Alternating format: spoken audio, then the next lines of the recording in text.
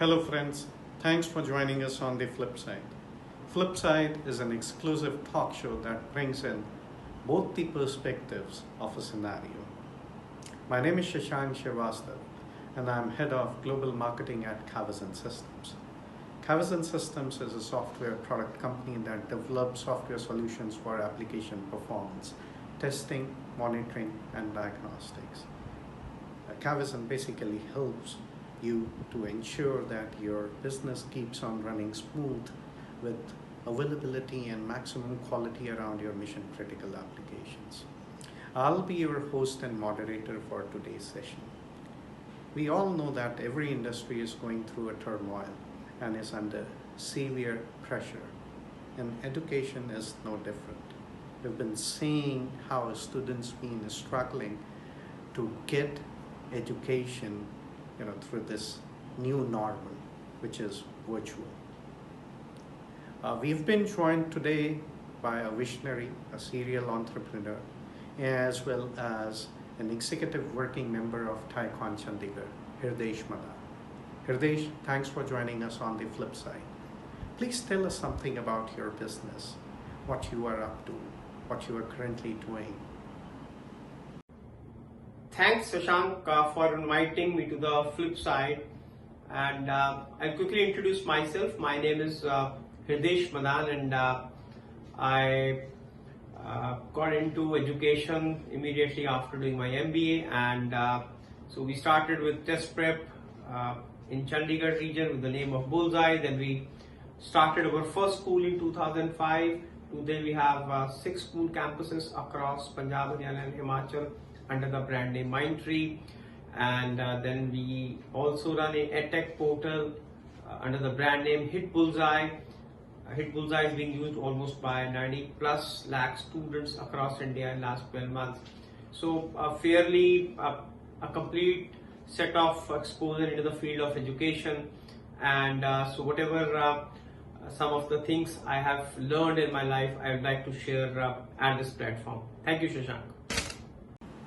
Hirdesh, tell us something about the new normal in education industry. In fact, every industry has a new normal.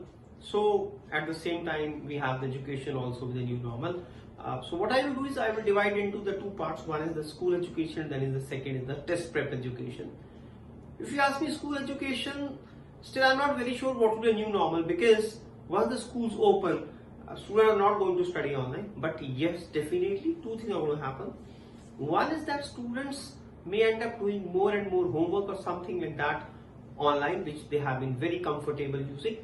Second is that a parent and teachers, they have opened up in terms of everybody have experimented with the things, and everybody has learned quickly using platform, whether it was Zoom or a Microsoft team or a Google, whatever platform people have been using. And I have seen so many people, so many school teachers who have never been exposed to technology, they were able to handle it very fast.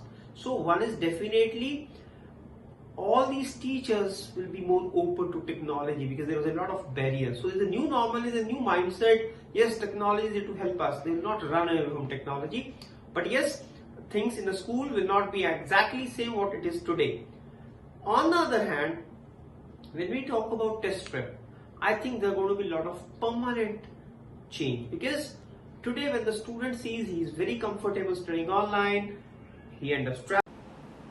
Can you tell us the kind of impact that has been there on your own business specifically? Yeah, like every business is affected, so we are. In fact, because we were living in both the worlds. One world was of physical education, the physical test prep, because we are doing CAT and CLAT and other test prep. On the other side, we are doing online. So it's a mixed bag for us. When it comes to the classroom centers, we are doing bad, because revenues almost shrunk to 1/4 of what we used to operate in these months. And we are still finding way how we can convert temporarily the physical classroom student to the online. Whereas on the other side, the classroom which was online, purely online, has picked up. But what I see is a more jump, a more growth in online and but overall right now it's a mixed bag. We are not gaining, we are not losing, almost at the same footing, slightly less right now.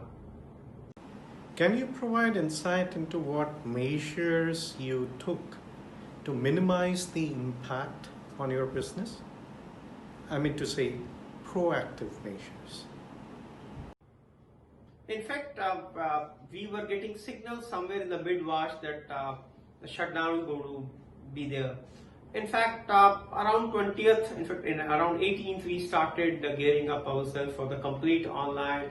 For first 2 or 3 days, in fact, we were not doing anything. We were not working. We were just scrambling to get the hardware in place. We were scrambling to get, how people are going to be online. And trust me, because Monday the lockdown was announced, Friday and Saturday we did our own homework, and we closed down our office on Saturday. We had a peace of mind that if everything goes wrong, we are ready to operate. And trust me, since then we have not opened the office, everything going smoothly. So one thing is, you have to actually work on the things which can actually, you have to foresee actually what are the things which you can do. And I think I'm very happy that at least we were geared up for this, and we could really start our operation immediately, and still we are sailing smoothly with these operational.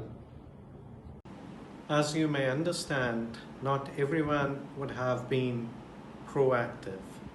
So for those who are a little late in understanding the dynamics of the changing business and the changing environment in this pandemic, what is that, advice that you would want to give to them? In fact, in test prep industry already they have the transition from the physical to online has been happening, but it was very slow. So I'll compare it to the digital payment and the note bandi. So what happened with the note bandi was, though digital payments were moving, but it gave that booster shot to the digital payments. And what I'll say is, this booster shot has come to our industry because of shutdown. And trust me, I know a lot of people who were thinking that the classroom is going to sustain for long.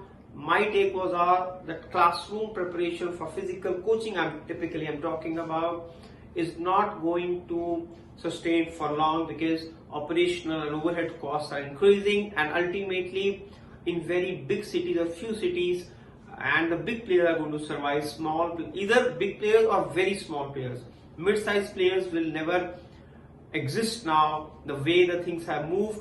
And all the people now have got the reality that okay, online works and online is the future. And all the people who did not start at the right time today will be lagging behind. And so people who started late immediately have to put their socks and really move forward if they want to catch up with the rest of the industry.